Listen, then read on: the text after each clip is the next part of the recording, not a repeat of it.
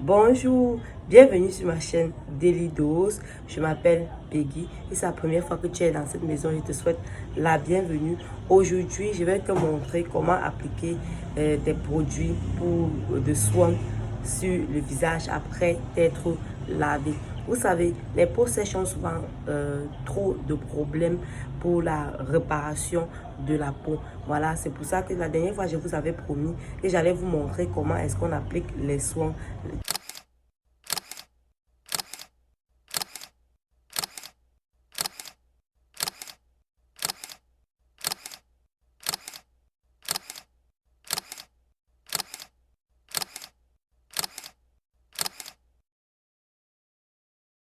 Alors, maintenant, je viens de me laver. Ça tombe bien parce que je n'ai pas encore appliqué de soin sur mon visage après m'être lavé. Donc, ce que je vais faire, c'est la première chose que je vais d'abord faire, c'est vous montrer comment est-ce que j'applique mes produits. Pas de t'abonner, de liker, de partager la vidéo autour de toi. Ça va sans doute aider beaucoup de personnes. Et si tu aimes ce genre de contenu, n'hésite surtout pas à rester parce que je vais poster d'autres vidéos dans ce sens. Je poste un minimum 2 vidéos par semaine. Donc, dans la liste qui va défiler autour de toi, il y a beaucoup d'autres vidéos qui font référence à tous ces genres d'éléments. Si je cherche comment faire pour réaliser, par exemple, le gel à l'huile rapport associé à tes produits, il y a une vidéo à ce sujet. Peaux sèches ont souvent trop de problèmes pour la réparation de la peau. Voilà, c'est pour ça que la dernière fois, je vous avais promis que j'allais vous montrer comment est-ce qu'on applique les soins, que ce soit la crème, le sérum sur le visage, qu'est-ce qu'il faut mettre en premier, comment est-ce qu'il faut utiliser pour que les sensations de tiraillement sur le visage, la sensation de dessèchement, les sensations de blanchissement de la peau là, s'estompent pour vous donner un teint lumineux. Chose que je vais d'abord faire, c'est vous montrer comment est-ce que j'applique mes produits après m'être lavé de façon naturelle, de façon simple, de façon aussi naturelle possible. Alors reste attentif jusqu'à la fin. Et c'est qu'après cette vidéo, tu verras à peu près comment est-ce que tu peux appliquer aussi les soins si tu te retrouves dans la même situation que moi, que tu as une peau sèche. Comment est-ce que tu peux appliquer les soins pour avoir le résultat que tu cherches. Alors reste scotché jusqu'à la fin. Tu vas trouver la solution après. Alors je vais commencer par mon sérum. Mon sérum fait maison. Je vous ai montré comment je fais ce sérum. Donc si tu veux savoir aussi comment faire ce sérum, tu peux aller regarder dans les vidéos comment est-ce qu'on fait le sérum. Un sérum fait maison facile à l'aloe vera et de la vitamine C pour un teint hydratant et unifié en permanence. Voilà. Je vais juste mettre quelques gouttes. Ici.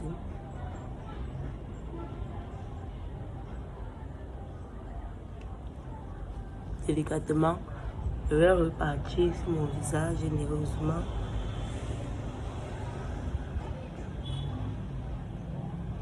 Partout. Vous voyez, rien qu'à l'application du sérum, le teint commence à être hydraté.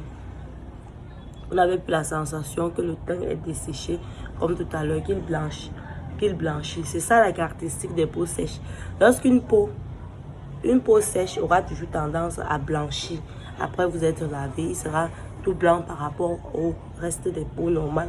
Par rapport à la peau grasse qui, après s'être lavée, blanchit. Puis quelques minutes après, la peau commence à produire excès de sébum qui conduit à l'excès de brillance. Par contre, la peau sèche va plutôt blanchir.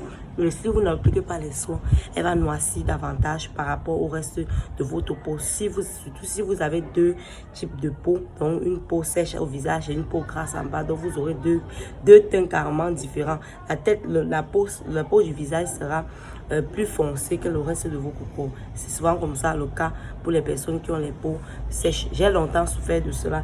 Le deuxième produit que vous allez appliquer donc sur vos peaux, c'est votre crème visage. Ça, c'est une crème visage fait maison.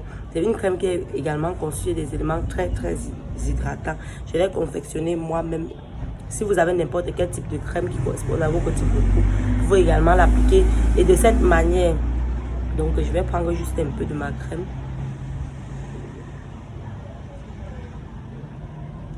Et là, je vais repartir de façon délicate.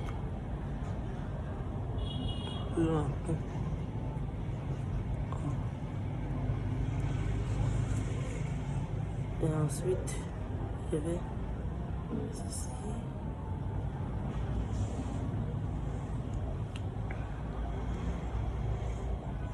Voilà. Il disparaît rapidement sur la peau.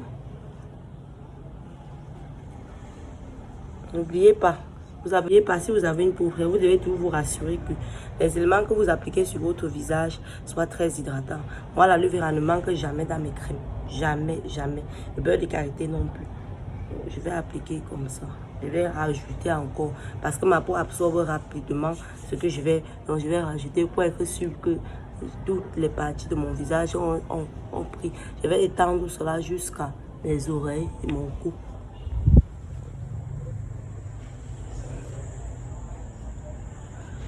Voilà. Vous voyez que ça change. Vous avez vu, vous voyez la différence progressivement. J'ai tenu à faire cela. Comme ça, pour que ne dites pas que non, je ne comprends pas et tout. Voilà. Progressivement, la peau du visage change. Ensuite, le troisième élément que je vais utiliser, mais qui ne manque pas, c'est le beurre de karité.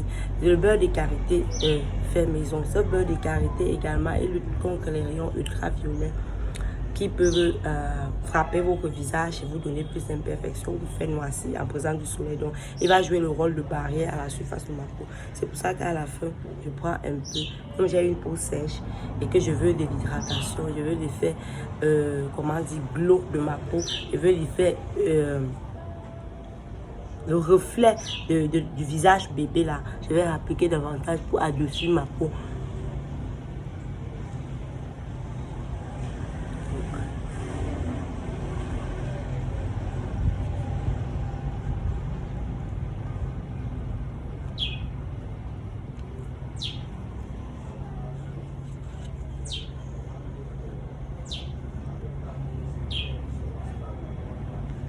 J'avais oublié le coup.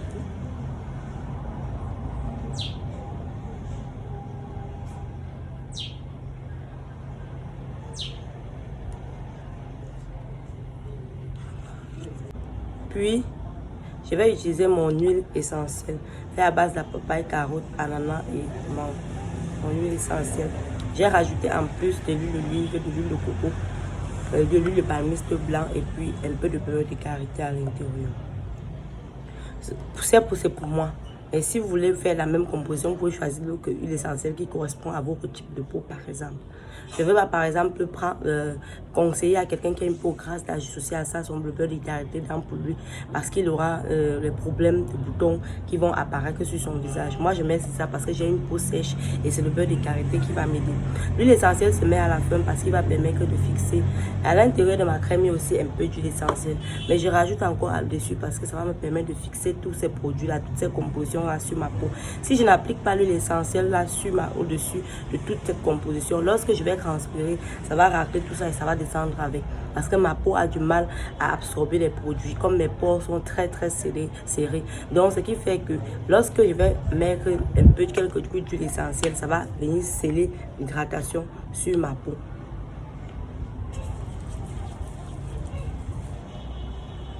Comme ceci. J'applique cette huile essentielle généralement de préférence le soir au coucher. Ou alors le jour lorsque je sais que je suis de repos, je ne sors pas, je vais au travail. C'est là où je vais utiliser ceci.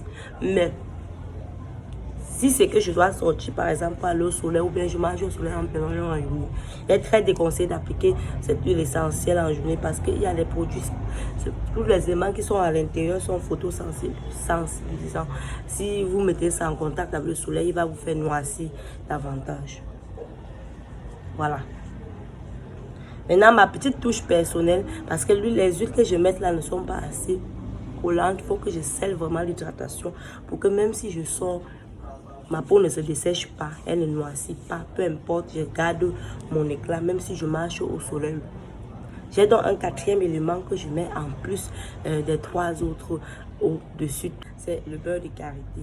Le beurre de karité fait maison. Ce beurre de karité également, il lutte contre les rayons ultraviolets qui peuvent frapper votre visage et vous donner plus d'imperfections, vous faire noircir en présence du soleil. Donc, il va jouer le rôle de barrière à la surface de ma peau. C'est pour ça qu'à la fin, je prends un peu, comme j'ai une peau sèche et que je veux de l'hydratation, je veux l'effet, comment dire, glow de ma peau, je veux l'effet, le reflet du visage bébé là. Je vais l'appliquer davantage pour adoucir ma peau.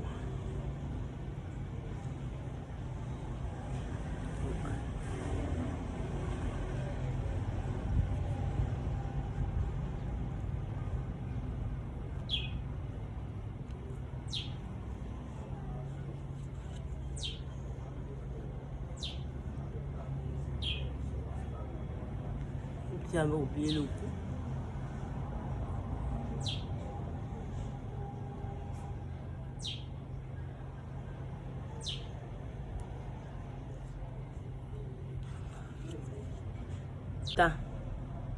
Voilà, j'ai une peau parfaitement hydratée.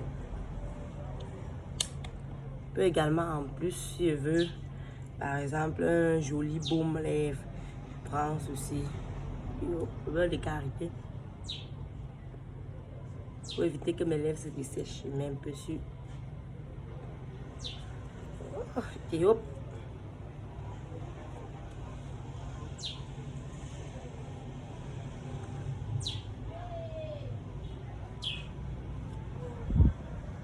Et voilà. Voilà.